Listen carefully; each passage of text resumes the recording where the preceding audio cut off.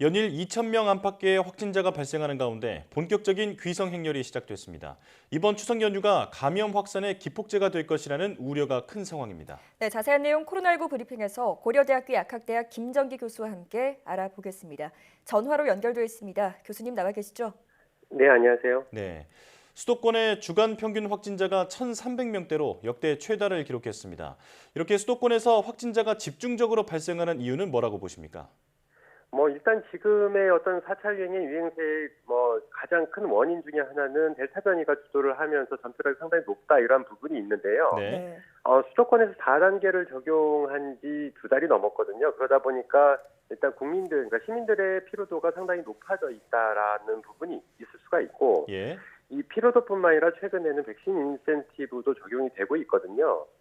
물론 허용 범위가 그렇게 크지는 않지만 일정 수준의 백신 인센티브가 적용이 되다 보니까 경각심 완화로 이어지지 않았나 이렇게 생각을 하고 있습니다. 네, 그러니까 이 경각심이나 피로감이 이 어떤 확산과 어떤 연관성이 있느냐 이런 생각이 들 수가 있는데 대표적인 예가 어제도 말씀드린 것처럼 싱가포르 상황입니다. 네, 그러니까 싱가포르 같은 경우에는 백신 접종 완료율이 80% 달하는데 요 단계가 되면서 실제로 싱가포르에서 과거에는 감염제로 거의 붕괴 수준의 감염제로 방책을 취하다가 최근에는 일정 부분 완화를 하면서 현재 우리나라 정도의 어떤 방역 예, 강도를 보이고 있거든요. 네, 그러니까 이러한 부분들이 실제로 오랫동안 봉쇄 수준의 방역 정책을 폈던 싱가포르에서 피로감이 증가했던 부분, 그리고 이 일정 부분의 우리나라의 인센티브와 같은 안이 적용되면서 실제로 경각심 완화로 이어져서 최근에 큰 폭의 확진자가 나타났다 이렇게 보고 있습니다. 그래서 이러한 부분도 우리나라에서도 피로감 증가와 경각심 완화가 큰 원인이 아닐까, 이런 부분들이 특히 4단계가 오랫동안 적용된 수도권에서 발생하고 있는 게 아닌가 이런 생각을 가지고 있습니다. 예. 네. 자, 여기에 추석 연휴 이동량 증가로 전국적 감염 확산의 우려도 나오고 있습니다. 어떻게 전망하십니까? 일단 전국성 확산의 우려가 굉장히 큰 상황은 맞습니다. 특히 이번 추석 연휴에는 작년 추석 대비 이동량이 3.5%포인트 정도 증가하면서 총 3,226만 명 정도가 이동할 걸로 이렇게 전망을 하고 있거든요. 네. 예, 그렇다 보니까 굉장히 큰 규모의 인구 이동이 있다 보니까 현재 앞서 말씀드린 것처럼, 그러니까 과거의 명절 때는 실제로 명절 이후에 큰 폭의 확산은 없었거든요. 다소 확산이 증가하는 양상은 있었습니다만 네, 큰 폭의 확산은 없었는데 이번 추석은 앞서 말씀드린 것처럼 델타 변이가 이번 유행을 주도하고 있거든요. 그러다 보니까 우리가 예상치 못한 어떤 큰 폭의 확산세가 나타날 가능성이 상당히 높다 이렇게는 보고 있습니다. 네. 예. 자, 큰 고비가 될 것으로 보이는데요. 정부가 백신 접종률을 높이기 위해서 자녀 백신으로도 2차 접종을 받을 수 있도록 했습니다. 이렇게 되면 원래 예약 날짜보다 앞당겨서 2차 접종을 받을 수 있게 되는데요. 이 결정은 어떻게 보십니까? 일단 이 부분은 당초에 우리가 화이자 백신 같은 경우에 3주, 그리고 모더나 4주, 아스트라는 4주에서 12주 정도의 1차 접종 간격을 두었었거든요.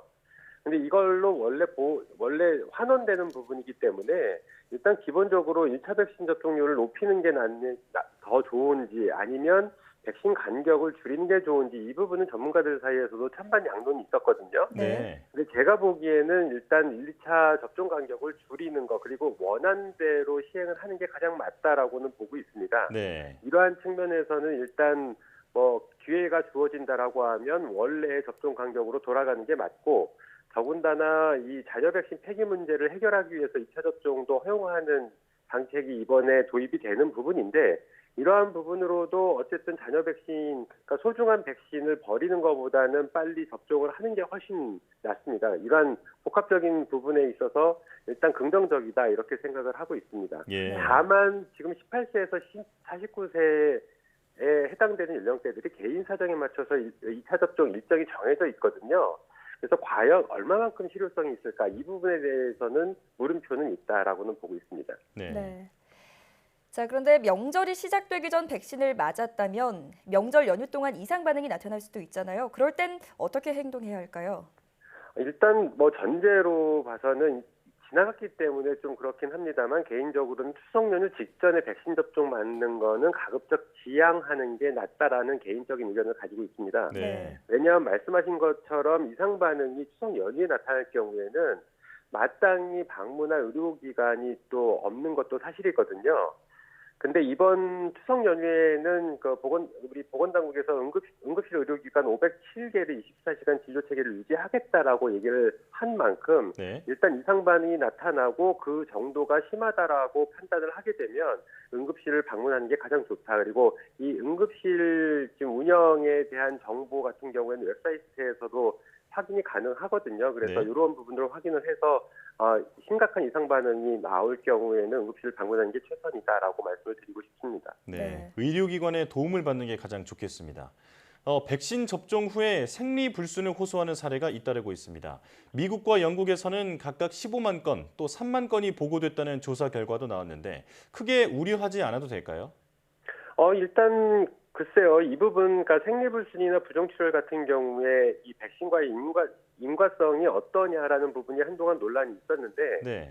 어쨌든 최근에는 이 부분을 잠정적인 이상 반응으로 인정을 하기 시작했거든요. 그러니까 실제로 이 생리불순이나 부정출혈, 그러니까 특히 생리와 관련성이 있는 부분들이 자궁 내막하고 관련성이 있고 백신 접종을 맞았을 때 이 자궁 내막에 있는 면역세포들이 크게 활성화되면서 과도한 이상 반응을 보일 수가 있습니다. 네. 그래서 이렇게 나타나는 현상이 생리불순이나 부정출혈인데 실제로 국내에서도 정확하게 집계는 안 됩니다만 온라인 커뮤니티를 통해서 상당히 많은 사람들이 이 부분에 대해서 어려움을 호소하고 있는 걸로 알려지고 있거든요. 예. 그래서 일단 장기화되지 않으면 크게 우려스럽지는 않을 거다라고 추정은 합니다만 이게 정말 우려하지 않아도 되는 부분인지 그러면 장기화라는 게 어느 정도까지를 의미하는 것까지가 과학적으로 정확히 입증이 되어 있지 않습니다. 그래서 이러한 부분들에 대한 추적 조사는 반드시 필요하다라고 생각을 하고요. 일단 현재 수준에서는 이 장기적으로 이러한 증상이 나타나지 않으면 크게 우려할 부분은 아니다라고 추정은 합니다만 예. 만약에 이게 장기화될 경우에는 반드시 의료기관에 방문을 하셔서 검사를 받으시는 게 가장 좋다라고 생각을 하고 있고 원래 이 부분과 가장 관련성 있는 것이 향후에 여성분들이 어떤 불임이나 난임으로 이어질까 봐 우려하는 부분이 분명히 있거든요. 네. 그래서 이 부분에 대한 의료계 차원에서의 어떤 과학적 규명은 반드시 필요하다 이렇게는 생각을 하고 있습니다. 네. 일단은 스스로 몸에 대해서 좀 모니터링을 계속 해야겠습니다. 자, 그런가 하면 홍콩에선 10대 청소년의 신금연 부작용 때문에 화이자 2차 접종이 잠정 중단됐습니다. 앞선 영국 전문가들도 12세에서 15세들에게는 1회 접종을 권고했는데요. 우리도 여기서 이렇게 참고할 필요가 있을까요? 일단 우리나라 데이터가 충분치 않기 때문에 해외 사례를 참조하는 게 현 상황에서는 가장 바람직하다라고는 보고 있는데 네. 일단 이 부분이 그러니까 소아청소년들에 대한 백신 접종을 어떻게 할 거냐 이 부분이 우리나라도 마찬가지지만 해외에서도 명확히 지금 어떤 방침이 정해진 부분은 없습니다. 네. 그래서 가장 중요한 부분이 일단 화이자나 모더나와 같은 mRNA 백신을 맞았을 때 소아청소년들에서 심근염 발생 비율이 높다라고 하는 부분. 반대로 얘기하면 실제로 젊은 층에서 코로나19 바이러스에 감염됐을 때도 심근염 발생이 나오거든요. 네.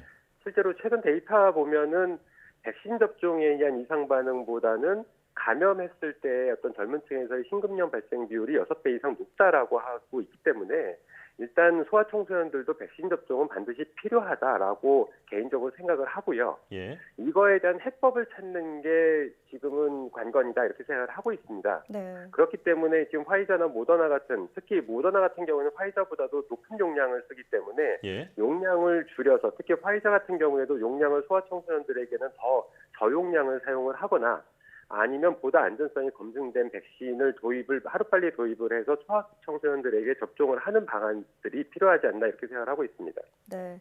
자, 계속해서 해외 사례를 좀 모니터링할 필요가 있겠습니다. 지금까지 고려대학교 약학대학 김정기 교수와 함께했습니다. 교수님 고맙습니다. 네, 감사합니다.